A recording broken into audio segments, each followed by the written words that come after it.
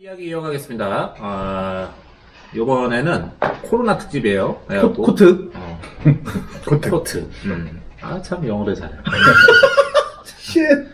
코로나 특집. 그래서 코로나와 그리고 패션 산업에 뭔가 접점이 있을 만한 그런 뉴스들을 이렇게 쭉 살펴보면서 한번 이런저런 이야기를 한번 털어보도록 하겠습니다. 자, 그러면 첫 번째 뉴스. 뭔가요? 첫 번째 뉴스는 제가 나우 패션이고요. 네. 제가 그런 뉴스인데요. LVMH and L'Oreal pledge to fight coronavirus. 그리고 by 엘리사 카라사이 씨가 쓴 그런 뉴스입니다. 네, 한국어로 하면 이제 코로나 바이러스와 싸우는 LVMH와 로레알의 다짐 이 정도로 할 수 있겠습니다. 그래서 아무래도 지금 현재 이 상황이 한국 국내만의 상황이 아니라 이제 아시아에서 뭔가 조금 출발했지만 중국에서 현재는 오히려 유럽 쪽이 한국보다도 훨씬 심각해졌잖아요. 그쵸. 네. 현재 있는 친구들 얘기 들어보면 거의 거리가 텅텅 비고 학교도 마찬가지고 등등 여러 가지, 특히 이탈리아가 굉장히 심한 엄청 심하죠. 네, 상황이고, 그래서 사실 저희가 오늘 얘기하는 뉴스가 이 방송이 나갈 때쯤에는 또 달라져 있을 거예요. 맞아요. 너무 다이나믹하게 달라지고 있어서. 그런데 최근에 제가 에비뉴엘이라는 매거진에, 우리나라 잡지에 이제 코로나에 관련된 기사를 썼거든요. 근데 원래 2월 말에 이제 원고 청탁이 들어와서 그때의 기사는 일종의 말하자면 트렌드 기사였어요. 그러니까 이 코로나라는 어떤 사태가 있었지만 그거에 대한 기사는 아니었고,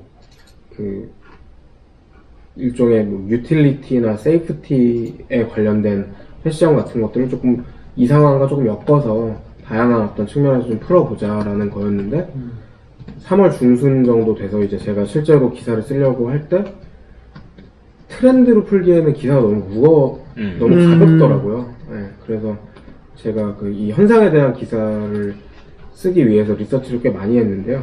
그때 봤던 것들 중에 이런 어떤 하이엔드 패션 브랜드들의 얘기가 좀 있었습니다. 그래서 이 나우 패션의 기사를 골랐고, 일단 로레알이랑 LVMH 둘 다 프랑스 회사잖아요. 프랑스를 거의 대표하는, 한쪽은 럭셔리 패션 브랜드 회사이고 한쪽은 이제 뷰티와 코스메틱의 회사인데, 재밌는 게 LVMH가 성명을 발표했는데, 무균 살균제 실에서 향수를 만드는 공장을 개조해서 이제 살균제 실험실을 만들어서 거기서 마스크 같은 어떤 장비, 소독 장비들을 생산해서 그것들을 프랑스 정부한테 무상으로 공급하기로 했대요. 무상이에요? 네. 난 장사 되는 줄 알고 하는 줄 알았네? 그러면 기사로 안 나오죠. 하긴. 아니, 기사는 나오겠죠. 그렇지만은 다음 분기에 타격이 있을 정도의 매출에 영향을 끼치겠죠. 그래요? 안 그래. 그럴 수 있지. 그래서 아무튼 이제 성명에서 이제 지금의 어떤 LVMH가 프랑스의 이러한 마스크 같은 소독 제품, 이제 항바이러스 제품들의 부족 위험을 해결하고 더 많은 사람들이 이 바이러스의 확산으로부터 자신을 보호할 수 있도록 어떤 역할을 하겠다. 그런 성명과 함께 이제 이 자신들의 공장을 개조해서 전체 라인 중에 일부를 이 마스크 같은 제품을 생산하는 데 쓰겠다는 건데, 속속들이 이러한 종류들이 LVMH 말고도 다른 곳들에도 벌어지고 있더라고요. 우리나라에도 있습니다.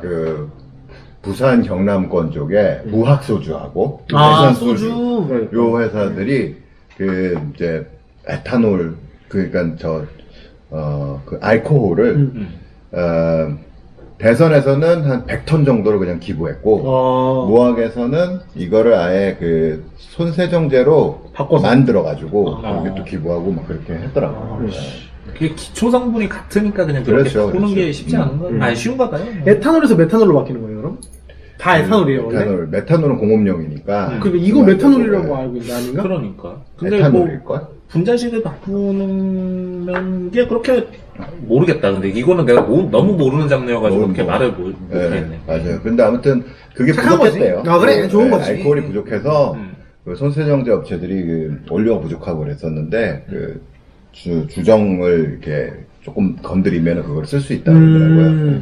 향수도 기화되어야 하니까 알코올이 그렇죠, 들어가는 건 들어가죠. 맞겠네요. 네. 그래서 그거 기반이긴 하겠네요. 그리고 이제 그 로레알 같은 경우에는 이 회사 차원에서 이 현재 코로나 바이러스를 위해 싸우는 어떤 비영리 단체에 100만 유로를 기부하기로 했답니다. 100만 유로 얼마요? 100만 유로면은 어떻게 되냐? 검색해봐요. 찾아봅시다. 100만 유로. 100만 유로 찾아봐요. 이거. 10억, 한 10억 20억? 유로니까 아니 1,000억? 예? 인가? 그 정도예요? 100만, 10만. 100만 유로가 10억이니까 4,000원이 됩니다. 어? 그래. 13원. 아, 13억. 13억. 100만 유로가 네. 13억이죠. 맞죠. 100만 달러가 같은 개념이니까 아무튼 어. 그래서 뭐 우리나라에도 로레알에서 그 2억 기부했어요. 아, 그렇구나. 그래서 잘하시네. 이제 이 로레알의 그러게요. 그 기사에서 봤습니다. 회장 겸 CEO가 또 이- 아공 형님이. 네, 이제 그 장볼 아공이라는 이 CEO가 그 이렇게 성명을 또 발표했습니다. 웃으면 안 되는데. 이 전례 없는 위기에서 가능한 모든 방법으로 되게 친한 것 같아. 집단적 노력에 게임 기여하는 좀 것이 우리의 책임입니다. 네. 라고 이제 설명을 발표하고 음. 예, 로레알은 이러한 조치를 통해 이 전염병과 싸우려는 노력에서 엄청난 용기와 개인적인 어떤 힘을 보여주고 있는 사람들에 대한 지지와 연대를 표명한다. 라고 대기업이 좀 쓰긴 써야지. 우리나라 대기업들도 이번에는 좀 많이 이제 쓰고 있는 것 많이 쓰고 같은데? 있더라고요. 특히 뭐 용진이 형 아주 시원하게 시원하게 쓰고 했지. 계시죠. 아주 훌륭한 형이에요. 그 형. 네, 그리고 이거는 이 나우 패션 기사에 나온 건 아닌데, 제가 이제 아마 며칠 있다가 이달 말에 나올 그 에비뉴엘에 제가 쓴 기사에 이제 나올 것 중에, 이제 외국의 어떤 패션 브랜드들이 또 어떠한 식으로 어떤 사회적 기여를 이 정말 엄청나게 심각한 시국에 하고 있는가를 좀 봤어요. 좀 하이엔드 패션 브랜드 위주로 좀 찾아봤습니다. 네, 그런데, 뭐래요? 일단 이탈리아가 현재 코로나19의 가장 큰 발병국 중에 하나가 됐잖아요. 그쵸. 사망자 수가 중국을 넘어섰고요. 네네. 네, 엄청나게 심각한 상황인데, 왜 그럴까 걔네는. 그쵸? 그러니까 의료진 부족이 가장 크다고 하는 것 같아요. 거기야말로 그 의료의 어떤 공백을 넘어서 좀 공황이. 네. 예. 의료 붕괴야. 번역한 얘기를 하고 싶은데 그렇죠. 참아야겠죠? 해봐. 아무튼 각설하고 그 참으면 안 된다고. 그러면은 방송에 재미가 없어져. 그러니까 그냥 질러 그냥 확 질러. 후진국이요 가보니까 그래. 맞아. 그런 느낌이 있더라. 커피를 마시잖아요. 응. 아무튼 그게 실드 커피가 맛있다는 게. 피자도 그렇고 아무튼 이탈리아 패션하우스들도 이제 기부에 동참을 하고 있습니다. 그쵸. 그래서 우리가 잘 아는 이제 베르사체 어. 같은 경우에는 현재 이제 그 파운더인 도나텔라 베르사체랑 딸도 디자인에 참여하고 있나봐요. 제가 이 브랜드에 최근에 관심이 없어서 몰랐는데 알레그라 베르사체 둘의 이름으로 20만 유로를 밀라노에 있는 성 라파엘레 병원에 기부를 했답니다. 그래서 그러니까 난 지금 아까 100만 유로도 그래서 헷갈렸는데 생각보다 좀 작네요. 금액들이. 아이, 우리나라하고 비교를 해봤을 때. 얘네들 힘들잖아요. 그 아이유도 2억 냈는데 거기서 또 2억 낸 거 아니야 지금 베르사체에서. 사실 뭐 금액이 그렇게 중요한 건 아니지만 그렇습니다. 일단 뭐 그런 차원에서 다음 이제 또 회사를 얘기를 좀 해보면 그 세르지오 로시 후드로 유명한 맞죠. 회사와 이제 또 펜디에서 그 카를라 펜디라는 그 카를라 펜디 파운데이션이라는 재단이 있더라고요. 이제 거기서는 각각 10만 유로를 각각의 본사가 있는 밀라노와 로마의 지역 병원에 기부를 했고 1억 3천. 네, 그리고 이 조르조 아르마니 1억 3천 하니까 되게 없어 보인다. 그죠. 아르마니는 이분이 대박입니다. 밀라노랑 로마 이분은 뭐 전 세계 매장이 아주 그쵸. 촘촘하게 있잖아요. 얼마나 했나 봅시다. 밀라노랑 로마에 있는 지역 병원들에 1,250만 유로를 기부했습니다. 이분 좀 세게 냈네. 뭐 100 몇십, 150억? 150억 그렇게 돼 있네요. 그리고 이제 여기 또 프라다가 빠질 수 없죠, 이탈리아에. 못 빠지죠. 사실 프라다는 이 사태가 이렇게 심각해지기 전에 저희가 그 라프 시몬스 얘기를 또 한 화를 할애해가지고 엄청 하지 않았습니까? 네. 그거랑 이태리 패션이 다 망해도 프라다는 그래도 망한 중에서 좀 버텼죠. 그렇죠. 그런 프라다가 이탈리아 병원에 집중 치료실을 기증한다고 하네요. 만들어준 거야, 아예. 어떻게 되는 건지 정확히 모르겠어요. 150보다 더 많을 수도 있어요. 150억보다 그렇죠?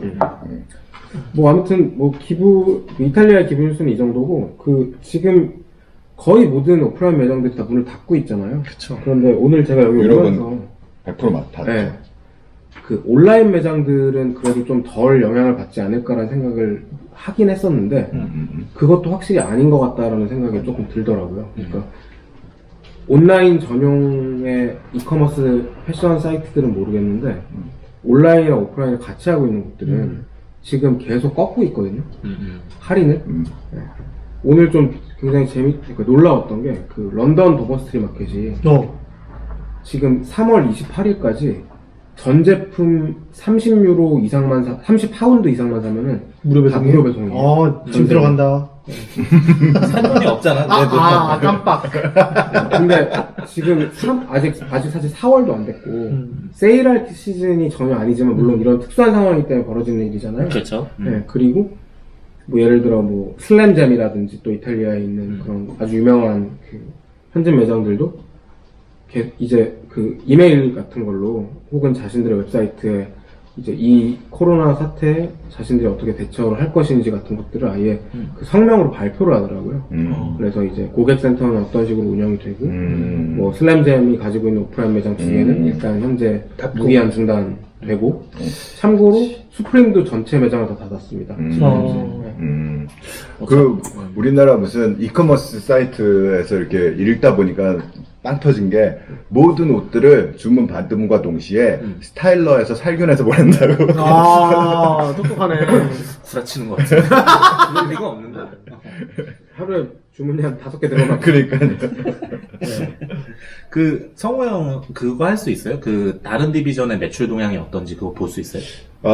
저는 뭐 알고는 있죠. 근데 사실 뭐 그거를 유추할 수 있는 자료가 제가 아까 여기다가 기사. 공유했는데 지금 롯데백화점, 현대백화점, 신세백화점, 이제 우리나라 백화점 이게 뉴스 3사의 내부 자료예요. 내부 자료예요? 3월 1일부터 15일까지 매출이 전사 롯데 그러니까 전체가 45.3% 빠졌고요. 현대는 35% 빠졌고 신세계는 33.1% 빠졌어요. 그 와중에도 사실 2월 달까지는 국내 뭐 이런 것들은 다 빠지고 그래도 명품 쪽은 신장을 했거든요. 그럼에도 불구하고. 근데 3월 들어서는 명품도 다 뭐 마이너스 2자리 마이너스 매출을 기록하고 있는 상황이고요. 심한 거 뭐 여성 패션 뭐 이런 쪽은 거의 60-70% 정도 매출이 빠진 상황이에요. 그래서 솔직히 말해서 뭐 백화점도 힘들지만 이제 개인 사업하시는 분들, 뭐 디자이너 분들, 뭐 이런 분들은 정말 지금 어떻게 버티나 진짜 뭐 걱정이에요, 사실. 진짜 안 빠진 카테가 없네요. 다 빠졌네 진짜. 그것도 그러니까, 굉장히 많이 빠졌네. 국내 컨텐 마이너스 70% 신세계. 와, 무시무시하다. 아니 진짜. 국내가 유독 빠지면 사실 진짜 안 좋은 건데 그러니까. 해외가 확실히 덜 빠지네요. 참 안타까운 일이 아닐 수 없습니다. 요즘에 정말 힘든 시절일 것 같아요. 네. 여기서 이 자료를 봤을 때 아무튼 우리나라 브랜드가 훨씬 더 많은 타격을 받는다라는 걸 확 알 수가 있어요. 그러니까 롯데 같은 경우에도 해외 24.5%고 나머지 다 높아요. 그렇죠. 뭐 남성, 여성 다 5-60%를 가고 이 신세계 같은 경우에도 국내 컨템퍼러리 브랜드는 70%가 빠졌는데 심지어 아동복도 50%가 빠졌는데 해외 패션 이것도 럭셔리 브랜드들이겠죠? 맞죠. 마이너스 12.5% 나오거든요. 근데 이 말인 즉슨 그러니까 고가의 사치품들은 그래도 이 상황에서 영향을 덜 받는다고 해야 할까요? 상대적으로 덜 받는 거죠. 그러니까 백화점에도 가보면 이런 브랜드들을 판매하는 플로어에는 사람들이 이렇게 많지는 않았잖아요, 원래도. 그렇죠. 그러니까 그렇게 위험할 거라고 생각을 좀 덜 할 수도 있을 것 같고요. 그리고 또, 근데 이거는 우리나라니까 그나마 이런 거예요. 그쵸. 유럽 이런 데는 그냥 마이너스 100%입니다, 지금 전부 다. 그쵸. 네. 우리나라는 했으니까요. 그러네. 근데 우리나라가 지금 제일 안전하다고들 해서 사실 초반에는 썬데스쿨 애들 못 오겠다고 하다가 다시 미리 비행기 해놓을 걸 존나 비싸졌네. 근데 어쩔 수 없이 와야겠다. 한국을 가는 게 낫지. 지금 오는 게 낫잖아요. 못 들어오게 해야 돼. 왜요? 미국에서는 그 컨트롤이 안 되고 있는 그쵸. 사실. 그 김포공항 국제선이 지금 빵이래요, 빵. 그냥 그 나가는 게? 아니 오가는 게 왔다 갔다 하는 게 그게 그냥 아예 김포공항은 그렇죠. 국제선 빵. 김포공항 본쪽에서는 원래 날이 따가고 뭐 이랬었습니다. 네, 그냥 닫았다고 하더라고. 아무튼 요거 심각합니다. 자, 그리고 다음 뉴스 이어서 갈게요. 그리고 요것도 반사이익을 보는 회사들이 있잖아요. 우리나라에선 대표적으로 뭐 쿠팡이라든지 그쵸. 뭐 배민이라든지 이런 회사들이 있는데 넷플릭스가 이제 유럽에서 요걸로 이 코로나 사태로 인해 가지고 좀 반사이익을 보고 있다고 그렇겠죠. 합니다. 그래서 네. 지금 접속이 너무 많아가지고 요런 대응을 한다고 하는데 하이피스트의 누구야 이 양반 기자 이름이 없어. 있다. 최용환님이고요. 넷플릭스 유럽에서 스트리밍 화질 낮춰서 서비스 시작한다라고 합니다. 이게 그 이유는 이제 트래픽이 너무 많이 이제 들어오다 보니까 이제 집에서 이제 안 나가고 다들 넷플릭스나 보고 있는 거야. 그래서 그 화질을 좀 낮춰가지고 서비스를 한다라고 해요. 근데 우리나라는 아니고 유럽에서 그렇다고 그렇습니다. 합니다. 유럽은 우리나라에 비해서 이 무선 통신이 좀 열악해요. 개똥이에요. 그래가지고 아마 그럴 거고 우리나라는 많이 봐도 그런 일은 안 생길걸요? 그런데 네. 지금 현재 이 그러니까 IT 관련된 커뮤니티에서는 굉장히 이슈가 되고 있는데 뉴스로는 제가 찾아보지 않아서 못 본 것 같은데 한국에서도 이 넷플릭스 때문에 최근에 굉장한 일이 있었어요. 뭐예요? 그러니까 기본적으로 넷플릭스든 뭐 페이스북이든 유튜브든 다 이 본사가 외국에 있는 브랜드들이잖아요. 스트리밍도 외국에서 하고. 그런데 그 SK 브로드밴드를 사용하는 이제 KT, LG U+, SK 브로드밴드가 우리나라의 그 3대 인터넷 맞죠. 통신망을 깔고 있는 회사인데 SK 브로드밴드만 계속 화질이 극으로 나빠져서 예를 들어 킹덤 시즌2가 얼마 전에 개봉을 그러니까 넷플릭스로 공개를 했는데 그 주인공 얼굴들이 모자이크로 보인다고. 맞아. 네. 처음에 시작하면 잠깐 동안 그래요. 원래 잠깐 그렇잖아요. 네. 근데 내내 그런다고 해서 그 이게 정도는 아니었는데. 뉴스가 있네요. SK 브로드밴드랑 넷플릭스랑 망 이용료에 대한 맞아요. 입장 차이로 네. 분쟁이 있고 그래서 SK 브로드밴드가 조가하고 넷플릭스를 약간 잘 보여지지 않게 해놨나 보네요. 그러니까 뭐 여러 가지 뭐 기술적인 뭐 기사를 찾아보면 나오는 뭐 그런 것들이 있던데 그래서 또 이 어떤 타이밍에 사람들이 우리나라로 재택근무를 엄청나게 많이 하니까 사실 많이 보잖아요. 그러니까 넷플릭스. 근데 재택근무면 집에서 넷플릭스 보는 거 아니죠? 그러니까 예를 들어 쉬는 시간이 더 해야 되는데 놀아요? 그러니까 아니 모니터 놀아야지. 보기만 볼 수도 있죠. 그렇죠, 아무튼, 그렇죠. 그런데 이제 이런 상황이 생겨서 뭐 SK 브로드밴드를 이제 해지하겠다. 그런데 뭐 깐 지 얼마 안 돼서 위약금이 40만 원이다. 이런 식으로 해서 그냥 울며 겨자 먹기로 모자이크들을 보고 있다. 있더라고요. 지금은 조금 개선됐다고 하네요. 네네. 덜 그렇습니다. 정상적인 품질의 상품을 제공해주지 못한다라고 하면 그것도 고소할 법. 계약 해지 사유가 될 터인데. 킹덤은 그런데 약간 뿌옇게 보는 게 나아요. 너무 징그러워가지고. 새로운 이런 SK가 좋은 킹덤입니다. 호러만 보면 되지. 그럼. 그렇죠, 그렇죠. 내용만 알면 되지, 뭐. 참신하네. 자, 다음 뉴스 갈게요. 네.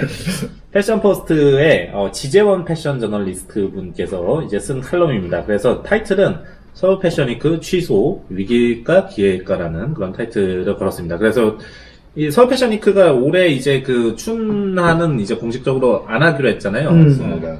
그래서 이제 뭐 전 세계 이제 많은 패션위크들이 이제 좀 막 이제 닫고 있습니다. 그래서 뭐 상하이, 서울, 뭐 도쿄 뭐 이런 것들이 이제 닫고 있는데 요게 과연 어떤 의미를 갖는 것인지에 대해 가지고 이분이 굉장히 상세하게 이런저런 썰을 풀면서 이렇게 내용을 이제 적어주셨는데 말미에 나유업 서울벤처스 CMO라고 적혀 있는 거 보니까 기사에 대한 공신력이 확 떨어지는 그런 감이 있긴 합니다. 이제 아무튼 이 사람은 제가 아는 사람이어가지고 네, 나 착해요 이 양반. 아무튼 그래서 뭐 이런저런 썰을 풀어줬는데 우리는 이거 어떻게 생각해요? 서울 패션위크 안 하는 거 요번에 안 하는 거. 저부터 얘기하자면은 저는 사실 이거 안 하는 게 맞고 한다고 해가지고서 큰 파급력이 있었던 행사는 아니다 보니까 한번 좀 걸르고 가도 이거 뭐 괜찮겠다 싶어요. 근데 이제 그런 건 있죠. 그러니까 여기 참여했던 브랜드들은 서울 패션위크만 보고서 달리긴 했으니까 그런 문제가 있고 사실 시 같은 경우 이거 여기 기사 읽어보면 매년 30억 정도 예산이라고 하는데 그러면 10억 세이브 한 거니까 뭐 다음번에 쓰자고 할 수 있나?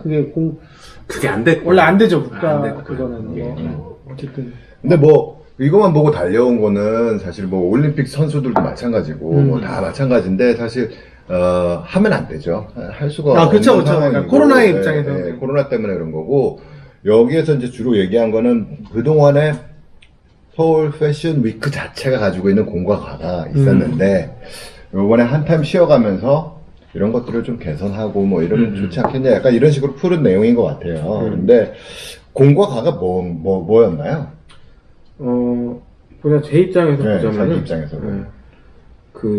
일단은 정말 과거 어느 타이밍에는 한 10여 년 전을 좀 돌이켜보면 이 서울 패션위크 제일 큰 문제가 정말로 쇼만 한다. 그러니까 이제 패션 쪽을 잘 모르시는 이 청취자분들을 위해서 좀 말씀을 드리면 애청자분들이라고 해야 되나? 아무튼 그 컬렉션 런웨이 무대에서 그냥 모델들이 나와서 뭐 새 컬렉션을 선보이고 끝이 아니라 연예인들이 오고 그게 끝이 아니라 사실은 그 패션위크 행사는 컬렉션을 그렇게 쇼잉으로 보여주고 그 다음에 그곳에 바이어들이 와서 이제 새 옷들을 수주를 하고 수주를 받으면은 이제 생산에 들어가서 각국의 혹은 우리나라의 서울의 지방의 뭐 다른 나라 도시들의 그 옷들이 판매가 되는 거죠.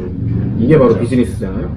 그런데 사실 패션위크 혹은 뭐 패션위크를 운영하는 주체들 다양한 주체들의 차원에서는 계속 이러한 어떤 부분들을 보완하기 위해서 끊임없이 노력하긴 했어요. 그런데 이게 어쨌든 간 그 서울시 차원에서 주도하는 어떤 행사다 보니 주관하는 행사다 보니 우리의 세금이 들어가는 행사이기도 하고 또 그 안에서 외형적인 것들만 봤을 때는 사실 뭐 뉴욕에서 뭐 여러 디자이너들을 초대를 하기도 하고 우리 디자이너들이 나가서 컬렉션을 하기도 하고 현재 뭐 뉴욕 소호의 뭐 서울 그 뭐 산업진흥원 뭐 이런 곳들이 굉장히 커다란 쇼룸을 운영하기도 하고 또 뭐 컨셉 코리아 같은 이름으로 그것도 거기서 하는 거지만 아무튼 여러 가지 뭐 대내외적인 활동들을 많이 하긴 했어요. 그리고 최근 몇 년 동안에 좀 인상적이었던 거는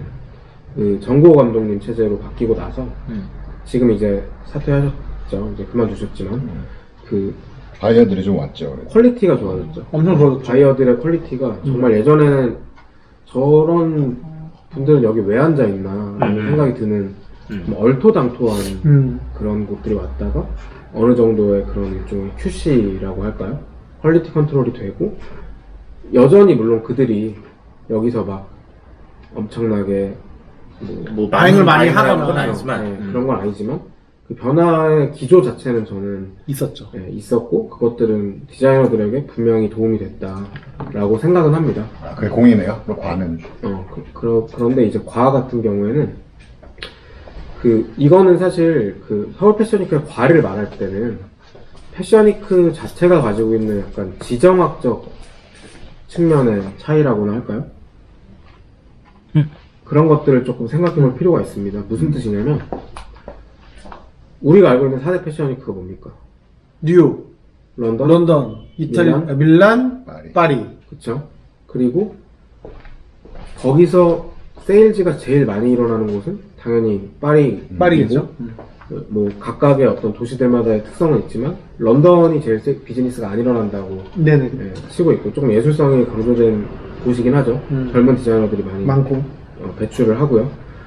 그런데 뭐 도쿄도 있고 사실 뭐 이스탄불에도 있고 호주에도 있고 다 있죠. 뭐 캐나다도 있고. 뭐 얼마나 헬싱키에서 도시에는 또 정말 헬싱키 다 맞아. 있어요. 헬싱키도 있어. 여기 말레이시아도 많이 갔었잖아요. 헬싱키 은근히 괜찮아. 네, 정말 그러니까 저도 최근 2년 동안 쿠알라룸푸르 패션위크를 보러 왔었고 그런데 여기 문제는 우리나라 바이어들도 사실 한국의 브랜드가 있어도 바잉하러 파리에서 가서 하고 그 모든 비즈니스가 사실 그 유럽 파리로 몰리는 구조예요. 네. 그래서 다른 패션위크들을 물론 방문하고 그곳에서 이제 다른 곳에 나오지 않거나 혹은 북미처럼 조금 떨어져 있거나 약간 이런 곳들 등등을 많이 가기는 하는데 이 결국에는 약간 부익부 빈익빈이 있거든요. 그러니까 그들이 돈을 쓰고 앞에 있는 패션위크를 다 끝나고 이제 한국, 뭐 상하이, 도쿄 위크처럼 아시아권에 있는 패션 위크들이 시작을 합니다. 근데 이것들은 그들이랑 스케줄을 겹칠 수가 없기 때문이거든요. 맞아요. 기본적으로. 그렇죠. 말하자면 플라죠. 파리 갈래, 서울 도쿄 갈래 하면은 파리지. 당연히 우리나라 사람들도 파리를 가는 거죠. 맞아요. 네, 왜냐면 다음 시즌을 전개하기 위해서 바잉을 하려면 거기에 가야 되니까. 그런데 그래서 뭐 수백 명의 어떤 아주 그 좋은 기사를 쓰고 좋은 매장을 운영하는 바이어나 프레스들이 한국에 오더라도 사실 그들이 실제 세일즈를 일으키는 것들이 굉장히 어려운 구조죠. 미미하죠, 그렇죠. 네, 그러니까 툭 까놓고 말해서 이미 돈을 다 쓰고 왔다. 그래서 어느 정도 지원금을 보조해 주기 때문에 뭐 비행기 티켓이라든지 뭐 호텔이라든지 그래서 한국에 이제 와서 일단 시장 상황을 보거나 뭐 기사를 뭐 쓰거나 하는 등등의 것들이 있는데 이게 그럼 결국 그 한국에서 외국에 진출하는 패션 브랜드를 만들 때 기본적으로 어느 문화권의 사람이든 자신들보다 위에 있는 문화권에 들어가고자 한단 말이에요. 그렇기 때문에 유럽이고 미국인 거란 거죠. 그러니까 그런데 그러면은 그런 한계성이 있다라고 하면 우리나라에서 패션 위크를 하면 안 되잖아. 그러니까 파리에서 패션위크 할 때 한국관을 만들어주는 게 낫지 않나? 여기서 이제 이어서 좀 말씀을 드리자면 근데 이제 제가 말하는 것들이 전부라는 얘기는 아닙니다. 그래서 아시아에 있는 패션 위크들은 특히 일종의 솔루션들을 계속 찾는 거죠. 그것들이 사실은 그 중국 바이어들이었어요. 그러니까 중화권 바이어들, 중동, 중화권, 큰 손인데 매장은 굉장히 많이 가지고 있고 온라인 오프라인이든 그들이 이제 말하자면 어떻게 보면 이게 약간 좀 모순 혹은 뭐 모순이라고도 할 수 있겠죠. 그런데 그러니까 외국의 바이어들을 막 초청을 해요. 유럽의 미국의 바이어도 초청을 하고 프레스도 초청을 하는데 결국 바잉이 일어나는 큰 퍼센테이지는 중화권에 혹은 중국 본토에 그 아주 큰 손 바이어들이 차지한단 말이에요. 근데 그들도 또 문제가 많이 있었잖아요. 또 뭐 샘플식으로 가져가서 카피를 한다든지 그렇죠. 그런 네. 일들도 있었죠. 네, 사실 후려치고 뭐 그런 게 있었죠. 그거는 이제 비단 한국에서 열리는 서울 패션 위크만의 어떤 문제는 아니지만 네, 그런 어떤 이런 종류의 일들이 생기는데 문제는 만약에 그 코로나 사태를 이기고 서울 패션 위크가 열렸더라도 그대로 열렸더라도 3월 중순에 딱 이맘때 열렸을 거예요 지금. 그렇더라도 결국에는 중국 바이어들이 안 왔을 거예요. 네, 그러면 쇼는 할 수 있죠. 네, 왜냐면 한국에서 한국 스태프들과 한국 디자이너들이 진행을 하니까요. 그런데 바잉으로 이어지는 어떤 연결고리는 끊겨 있는 상태.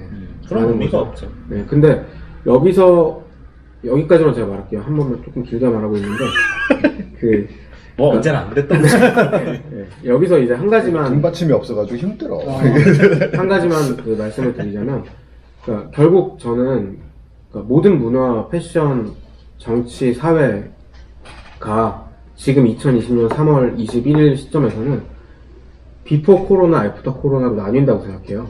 마치 9.11 테러처럼요. 이거는 돌아갈 수 없는 어떤 사회라고 보거든요. 그러니까 회복은 되겠죠. 뭐 언제가 될지 아직은 우리가 아무도 확신할 수는 없지만 그런데 결국에는 지금 이 상황에서 사람들의 이동 자체가 제한되어 있는 상황에서 그렇다고 컬렉션을 안 만들고 브랜드를 운영하지 않을 수는 없잖아요. 그럼 여기서 할 수 있는 것들은 결국 저는 IT에 답이 있다고 보거든요. 우리나라가 IT 강국이고 사실 쿠팡 같은 회사가 그 정도의 인프라의 규모로 물론 좀 안 좋은 소식들도 있었지만 배달원분이 돌아가시기도 하고 그런데 결국 그 수많은 매출의 폭증을 막 핸들링을 하고 있잖아요. 저는 이런 것들이 사실은 패션 쪽에도 이식이 돼야 된다고 생각을 해요. 한마디로 오프라인 패션 위크는 중단해야 되고 사실 9월에 열리는 10월에 열릴 것도 지금 상황에서는 장담할 수는 없다고 보거든요. 그쵸. 그러면 결국 이런 어떤 전제 조건이 어쩔 수 없이 생겨버렸기 때문에 계속 그러니까 바이어들과 프레스들과 컬렉션을 실제로 운영하는 디자이너들을 연결시키는 어떤 플랫폼 정말 제대로 된 외국까지 거래를 할 수 있는 뭐 한국어, 영어, 일본어, 중국어, 뭐 프랑스, 뭐 유럽에 있는 뭐 주요 언어 이런 것들로 되어 있는 플랫폼을 만드는데 차라리 1년 뭐 한 번 시즌 오프라인 컬렉션을 하는데 쓰는 10몇 억을 거기에 넣어서 제대로 된 거 하나를 만드는 과정을 적어도 가을 다음 컬렉션을 할 때 좀 쓸 수 있도록 네. 네, 저는 좀 투자를 할 필요가 있다. 그런 생각을 개인적으로 가지고 있습니다. 네, 아니, 그 좋은 것 같아요. 왜냐면은 그거 한국에서 할 수 있는 거고. 저는 사실 서울 패션위크가 개인적으로는 지금 서울시 주도하에 하고 있는 이 서울 패션위크는 이제 아예 필요 없어졌다고 생각해요. 그냥 저는 없어져야 된다고 생각하고. 좋아. 이렇게 얘기하라. 아니, 제가 뚜렷하게 생각하는 거니까 이거는 자신 있게 얘기하자면 없어져야 돼요. 왜냐면 옛날에는 이런 얘기 했어요. 한국 디자이너들이 해외 바이어들이 매력을 느낄 만한 옷을 못 만들기 때문에 바잉이 안 되는 거다 했거든요. 근데 지금 서울 패션위크에 전혀 들어가지 않는 뭐 예를 들자면 뭐 강혁이나 해인서나 99%이나 저희가 동경하는 편집샵에 다 들어가 있어요. 그리고 막 흑인 래퍼들 막 갖고 싶어서 워너비 브랜드들이 다 이미 다 되어 있고요.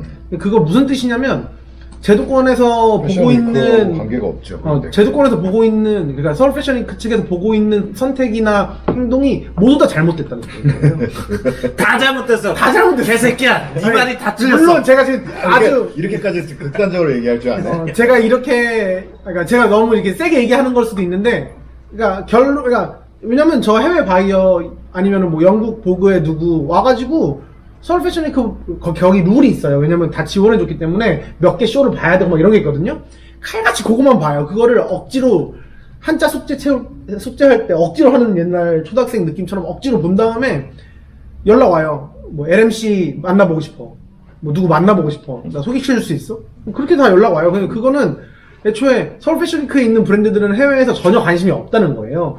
거기서 쇼하는 브랜드들, 물론 그러니까 어르신 브랜드들, 그러니까 오래된 디자이너들이 하는 브랜드들 그러니까 중요하고 존경해야죠. 근데 서울 패션위크는 비즈니스의 장이 돼야 되는데 그분들이 오는 바이어들은 중국 바이어밖에 아마 많이 없을 거예요. 아니면은 뭔가 자기들과 개인적 친분이 있는 바이어들. 그 사람들은 자기들이 개인적으로 쇼하거나 아니면 쇼 안 해도 다른 방식으로도 충분히 매출을 일으킬 수 있어요. 서울 패션위크가 국가의 돈으로 하면 무조건 라이징하고 소외되는 디자이너들인데 잘하는 디자이너들을 잘 선택해서 잘 큐레이팅해서 보여주고 거기서 매출을 일으키고 그게 선순환 돼야지 그러니까 해외 바이어들도 돈 남겨놓고 올 수 있어요. 솔직히 말하면 강역 같은 데는 막 자켓이 막 300만 원인데 그거 막 바잉 해가지고 팔잖아요. 그거는 그냥 추경예산 편성하면 돼. 이제 다 썼으면. 근데 왜 그런 애들은 선택이 안 되고 기준이 잘못된 것도 아닐 테고 그리고 또 그들은 또 지금 그런 상황이니까 또 그쪽으로는 아예 그 활동을 안 하려고 하고 서울 패션위크 쪽으로 그러니까 낙순환일 수 있는 그런 부분이 좀 있죠. 맞아요. 그렇다고 해서 이게 없어져 버리는 게 과연 답이냐라고 생각해 보면 개선을 할 수 있으면 개선하면 더 좋겠죠. 그렇죠? 그러니까 근데 이제 저는 왜 개선을 못 한다고 생각하냐면 우선 그 정치 역학이 있잖아요. 공무원 사회와 친한 누군가여야 되고 혹은 인지도가 엄청 있는 누군가여야 되고 그리고 그 사람 그러니까 거기까지 올라간 사람들은 또 이미 자기들과의 관계가 뭐가 있고 이런 것들이 있잖아요. 아니면 아예 아주 적합한 사람한테 완전 정권을 유임하거나 근데 공무원 그러니까 나라에서 받는 돈 그렇게 못 쓰거든요. 분명히 뭐 증빙해야 되고 뭐 해야 되고 아니 왜냐면 쇼 할 때 꼭 공무원들 15자리 달라고 그래요. 필요 없는데 승준이 시키면 됐을 텐데. 아니에요. 그건 아니에요. 그건 아니에요. 그것도 아니면 어떻게? 저는 만약에 팀에 들어가서 서포트나 하고 싶은 마음이 있지만 대장감은 아니죠. 근데 저는 그러니까 얘기하시는 부분들 어느 것들은 다 경험이라든지 여러 가지 주변의 어떤 상황들에 대해서 말씀하시라고 생각하지만 사실은 서울 패션위크는 그러니까 지금의 하나 짚고 들어가야 될 부분은 그러니까 지금의 어떤 패션위크가 취소가 된다. 심지어 도미노처럼 전 세계에 있는 패션위크들이 다 취소가 됐단 말이에요. 네, 그런 상황은 사실은 정말 전대미문이에요. 네, 이게 무슨 전쟁이라도 이 정도는 아닐 거예요. 왜냐면 전쟁은 특정 지역에서 벌어지니까. 그쵸. 네, 그런데 이거는 정말 팬데믹이라고 하는 세계적 대유행 상황이고 그 상황에서 이제 모두가 동일한, 물론 타격이 오는 정도는 다르겠지만 동일한 어떤 이 뭔가 불특정하고 좀 예측할 수 없는 위기를 겪고 있는 거잖아요. 근데 그런 면에서 봤을 때 저는 그 사실 이거는 한 타임 쉬어가는 거니까 쉽게 말하면 이 상황에서 결국 한 타임을 쉬고 그 안에서 뭐 기존에 선정된 업체들과 뭐 디자이너들의 어떤 그 옷은 다 만들었을 텐데 사실 세일즈를 어떻게 도와줄 수 있는 방법 같은 것들에 대한 것들을 연관되어 있는 사람들이 잘 좀 이끌어주거나 하는 것들이 필요하다고 보고 서울 패션 위크를 안 하게 되었으니까 그거를 하려고 했었던 그 예산과 이제 자원을 가지고서는 이제 다른 이제 뭔가를 하긴 해야 된다. 이제 그런 거죠 이제. 아니 사실 서울 패션 위크에서 안에서도 그런 걸 하려고 했어요. 그 부스 만들어가지고 하는 거 뭐라고 그러지? 그러니까 실제로 그런 것들은 다 하고 있고 제가 승준 씨 중요한 거는 내용이 너무 길어지고 있어요. 맞네. 아니 그래도 이게 지금 코로나 얘기니까 지금 서울 패션 아니 근데 얘기가 아니고. 한번 서울 패션 위크 네. 특집 한번 다룰만 하긴 한 것 같아요. 알겠습니다. 게스트까지 초대해가지고. 자, 그러면 다음 거. 자, 그냥 끝내. 그냥 너무 길었어. 3부에서 서울 패션 위크 얘기로 이어가겠습니다. 아 그래 이렇게 끝낸다고? 아니, 그냥 끝난다고?